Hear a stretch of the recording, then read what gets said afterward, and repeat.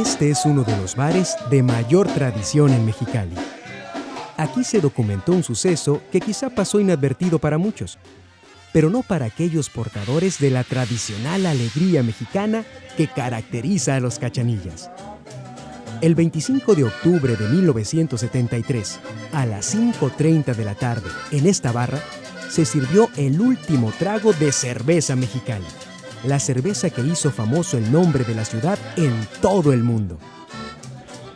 Fue aquí uno de los últimos reductos de la cerveza que durante 50 años creó una tradición que se convirtió en leyenda.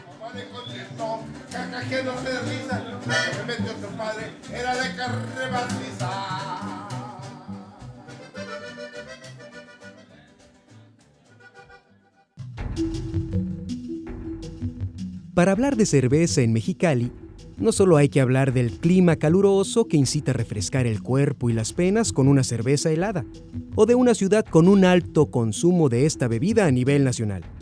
Además, hay que mencionar el orgullo y tradición que para los mexicalenses representa hasta hoy en día la cerveza Mexicali en la región.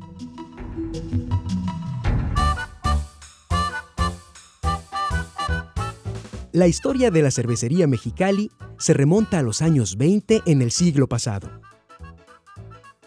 Al terminar la Primera Guerra Mundial, Mexicali vivió un gran auge económico gracias a las altas cotizaciones del algodón y el establecimiento de la llamada Ley Seca en los Estados Unidos. Por ese tiempo, en el país del norte, tomó fuerza un movimiento puritano, que utilizado con fines políticos, llevó al Congreso de esa nación a la aprobación de la Ley Volstead, prohibiendo la venta y consumo de bebidas alcohólicas durante más de una década. Este extraordinario hecho hizo que las ciudades fronterizas de México florecieran.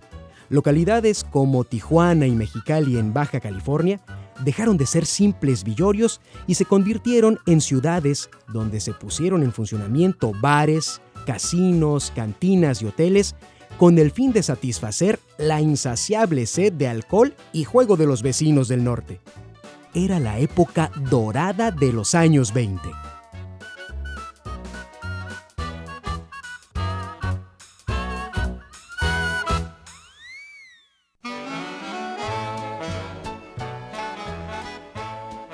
Ante esta situación, un agente aduanal y comerciante originario de Altar, Sonora, y avecindado en Tijuana de nombre Miguel González Quirós, aprovechando la experiencia y ganancias que obtuvo en la distribución y venta de cerveza y bebidas alcohólicas durante el inicio de la Ley Seca, concibió la idea de establecer una fábrica de cerveza en Mexicali.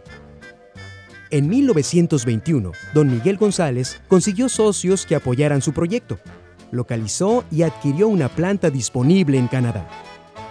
La sociedad anónima denominada Cervecería de Mexicali S.A.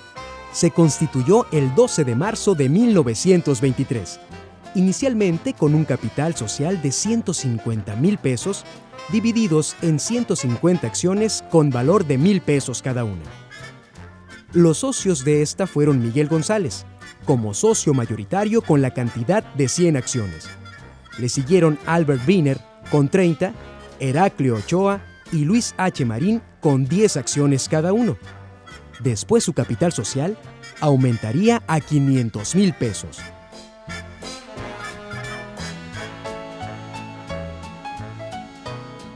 La primera industria cervecera del noroeste de México y durante mucho tiempo la más grande de la región fue inaugurada el 4 de julio de 1923. En un lugar caluroso como Mexicali, donde la cerveza era considerada producto de primera necesidad, el cosmopolismo que vivió la ciudad en sus inicios llevó a la cerveza Mexicali a ser la de mayor preferencia en la región, llegando a controlar el 90% del mercado local. Un año más tarde de inaugurada la cervecería Mexicali, entró en operaciones en la ciudad la cervecería Azteca. A los pocos años, en 1927, un incendio acabó con el edificio de la segunda industria cervecera, siendo adquiridas las instalaciones por Miguel González para ser utilizadas como centro de distribución de su marca. Hubo después algunos otros intentos de establecer otras cervecerías en la región, como la cervecería de Anza en Mexicali con la cerveza Maya y la compañía cervecera de Tijuana con la marca Cardinal. Ninguna de ellas logró la penetración y preferencia de la cerveza Mexicali, que teniendo el control de la distribución y arrendamiento a la mayoría de bares y cantinas de Mexicali y Tijuana, controlaba un mercado prácticamente cautivo. La fama del exquisito sabor que le hiciera popular se propagó a Estados Unidos y Canadá. No había visitante en la ciudad que no acudiera a conocer la fábrica y degustar en algún bar o restaurante de la localidad la bebida ambarina y la entonces ya tradicional comida china. Se asegura que los turistas venían a Mexicali y Tijuana exclusivamente a probarla.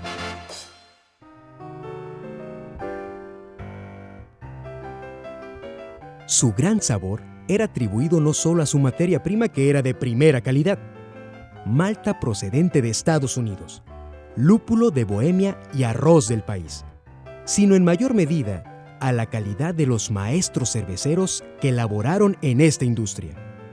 Desde el inicio de actividades hasta principios de 1925, la elaboración de la cerveza estuvo a cargo provisionalmente del canadiense Alberto Wiener.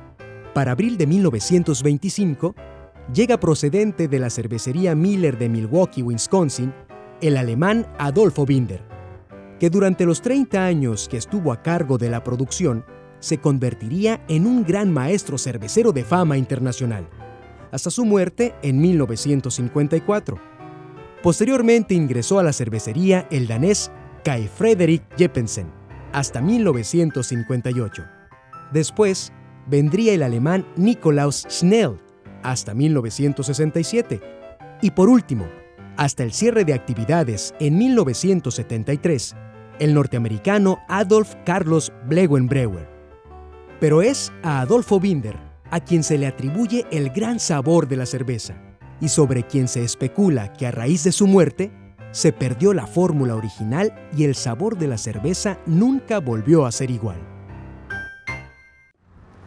Su toque que le dio a la cerveza Mexicali, que era una cerveza clara, como te digo, muy bien aceptada, elaborada con muy buenas materias primas, con materia prima sobre todo la base que era la cebada malteada, era malta canadiense y malta americana. Los lúpulos que se usaban eran lúpulos europeos y lúpulos, una mínima parte de lúpulo americano de Yakima, Washington. Y el señor Binder le supo dar un toque que prevaleció hasta su muerte, y creemos que ese mismo toque y ese tipo de cerveza Pilsner, prevaleció hasta que la cervecería cerró. Entonces para nosotros era muy buena, pero sobre todo, aparte de tener un punto de sabor magnífico, tenía un cuerpo, un peso específico, pero había veces que uno exageraba, pero decía que se podía masticar, pues era muy buena. Fue tal el éxito de la cerveza Mexicali que a los pocos años de su inicio obtuvo varios premios a nivel internacional. Entre ellos, fue designada como la mejor cerveza del mundo en un festival realizado en Bonn, Alemania, independientemente de otros premios que se ganaron en los siguientes años, tanto en Europa como en Estados Unidos. Así, la cervecería se consolidó como una de las empresas de mayor auge en la región. De producir 600 barriles de cerveza al mes y contar con 30 empleados en sus inicios, llegó a producir 6,000 barriles mensuales y contar con una nómina de más de 120 empleados en la década de los 60. Sus ventas se elevaron tanto que rebasaban su capacidad de producción, cubriendo su mercado en los estados de Baja California, Sonora, Sinaloa y parte de los Estados Unidos.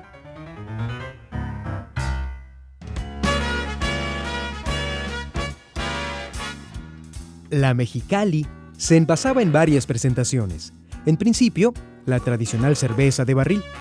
Por su practicidad, la preferida era la Split, de 1/4 de litro que se tomaba de 1 o 2 tragos. La media en botella de medio litro y la Catedral, que se expendían en cantinas y tiendas de abarrotes. Además, la Super Catedral, Esta última para contrarrestar a la caguama de la cerveza maya, elaborada por la cervecería de Anza, que fue la primera en utilizar mundialmente, en tamaño y forma, este tipo de botella de color oscuro. Por la época de los 60s, además de la Mexicali, la empresa fabricó 3 marcas más sin mucho éxito. La Suprema, elaborada para el mercado local. La cerveza Toro, para exportación a los Estados Unidos. Cervezas que al no igualar la preferencia del consumidor por la Mexicali, fueron retiradas del mercado. Un hecho poco conocido fue la elaboración de la cerveza Manuia, que exportaba al lejano país de Samoa. La ciudad continuaba con su crecimiento y desarrollo, y el gusto por la Mexicali se convirtió en tradición.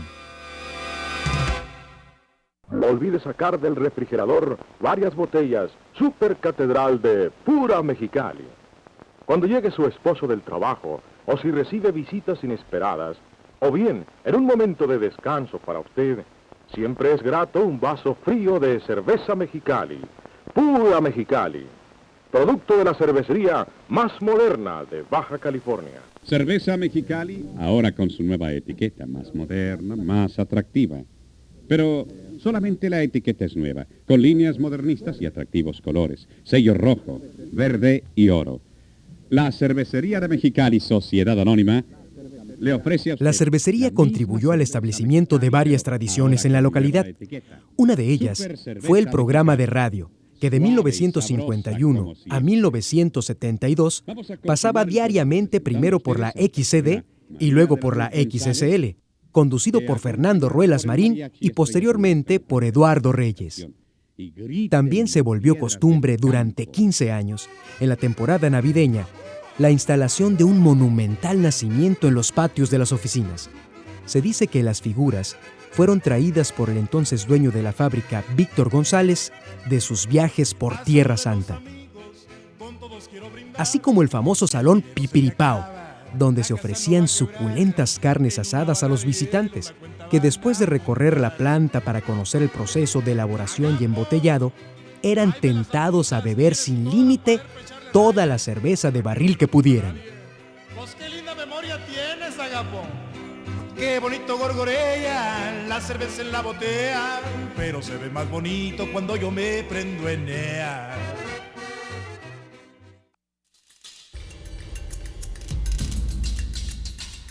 Sin embargo, la cervecería de Mexicali entró en un proceso gradual de decadencia.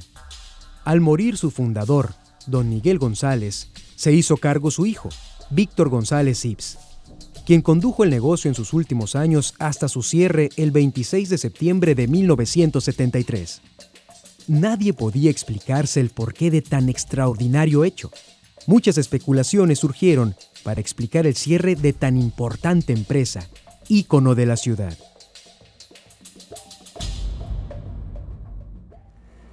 La cerveza, la fama de la cervecería, de la cerveza Mexicali, desapareció precisamente porque el iniciador de ese negocio desapareció también.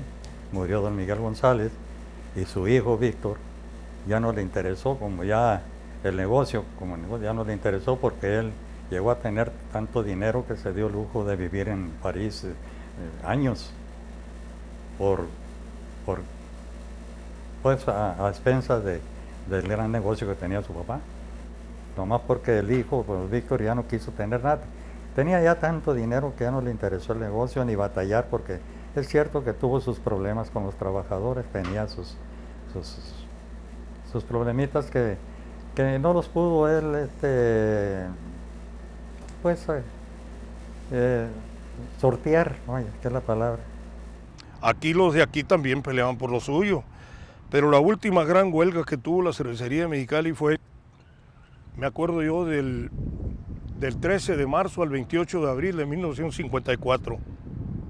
Y después de 19 años y medio de esa huelga de 45 días, cerró la cervecería.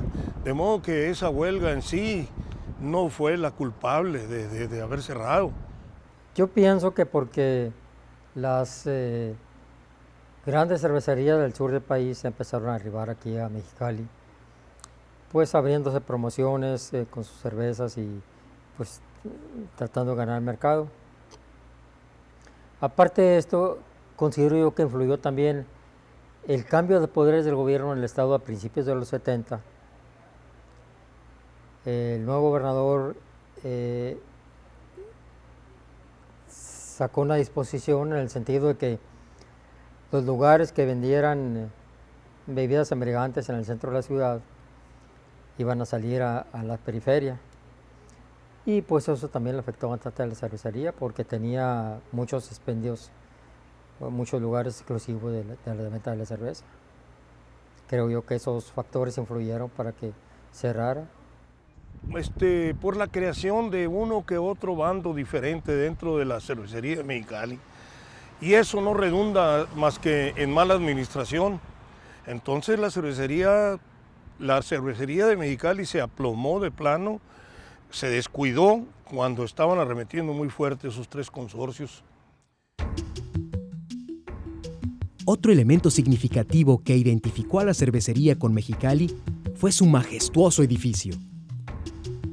En el viejo Mexicali, la factoría formaba parte de un conjunto urbanístico de edificios como el Palacio de Gobierno, la Escuela Cuauhtémoc y el edificio de la Colorado Riverland Company, entre otros, que fueron símbolo del progreso y modernidad de la ciudad en sus inicios.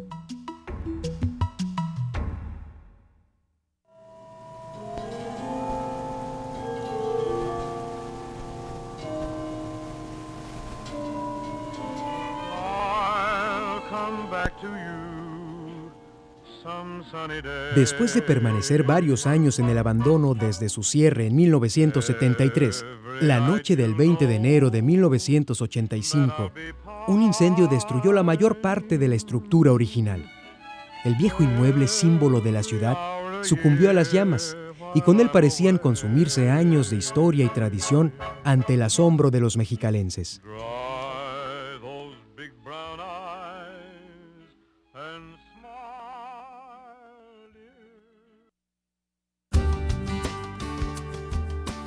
Hoy día, el edificio ubicado en la esquina que forman la Avenida Zaragoza y Calle E se alza con su estilo arquitectónico indefinido para muchos. Originalmente su estructura era de madera emplastada con cemento. Su cúpula y diseño recuerda la arquitectura misional y su gran reloj visible desde los 4 puntos cardinales es un punto de referencia obligado.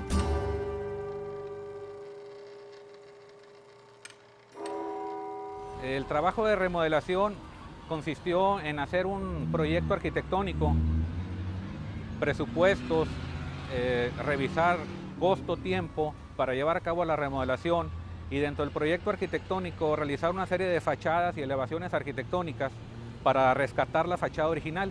¿Cómo lo logramos? Pues lo logramos simplemente porque quedaron elementos originales de la fachada en los lados laterales del edificio. Y con esos elementos y en la proporción y en la escala de fotografías y de planos que rescatamos, logramos hacer las elevaciones. De esa manera logramos conjuntar un proyecto que respetara la fachada original.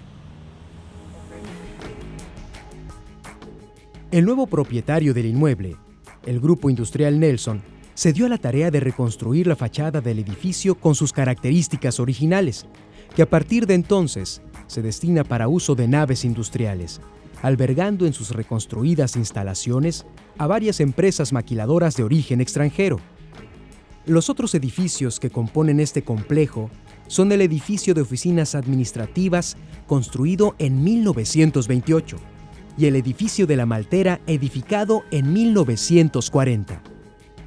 Es hasta marzo del año 2003, fecha del centenario de Mexicali, que se le concede al edificio el reconocimiento al mérito histórico, exaltando con esto su valor como patrimonio y símbolo de la ciudad.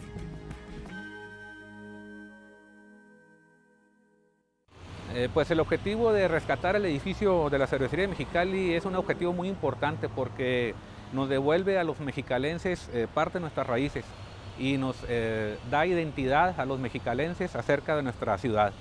La cerveza Mexicali, la fábrica de cerveza, de cervecería de Mexicali, llenó de orgullo toda una época a esta ciudad, y habla muy bien pues de la pujanza. Desgraciadamente, como ese es mi criterio principal, no se supo conservar y explotar el regionalismo de la cerveza Mexicali.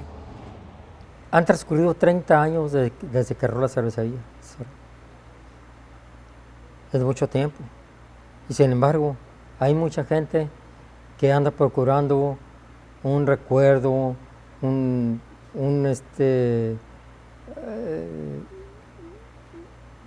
ficha, una corcholata, una etiqueta de la cervecería. Y eso a mí me llama mucho la atención porque pues a 30 años de haber cerrado, todavía hay mucha gente que trata de conseguir un souvenir. Después de que ya desapareció la cervecería, no ha vuelto a haber una cerveza como la Mexicali. No, las que hay ahorita no le llegan en calidad a nada. No, la cerveza Mexicali era tan exquisita y tan exclusiva que venían del otro lado, pero no uno, ni dos, ni tres, ni cuatro americanos, venían de parvadas de americanos a tomar exclusivamente cerveza Mexicali. A eso nomás venían muchas de allá para acá. Y una tradición que en el recuerdo, los que aún vivimos, no lo olvidamos. Siempre está presente el recuerdo de esa tradición, de esa cervecería de Mexicali. Después del trabajo, amigos, qué bien cae una cerveza Mexicali. Usted se anima, se siente bien. Por eso, alegre momento con pura Mexicali. Abra una botella de cerveza Mexicali y diga como nosotros, salud, con pura Mexicali. Clara, pura Mexicali, no hay mejor. Pura Mexicali, no hay mejor.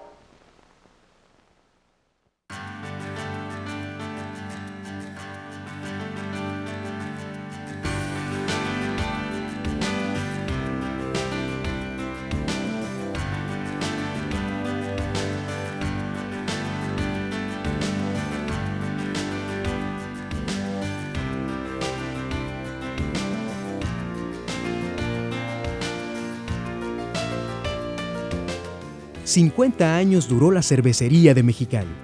50 años que forjaron el orgullo y tradición que hasta nuestros días exalta la nostalgia por un pasado marcado por la leyenda de la mejor cerveza del mundo, denominada así por aquellos que tuvieron la fortuna de probarla. Mientras se siga degustando en Mexicali una cerveza helada, siempre habrá algún viejo conocedor que diga, como la cerveza Mexicali, nunca hubo mejor.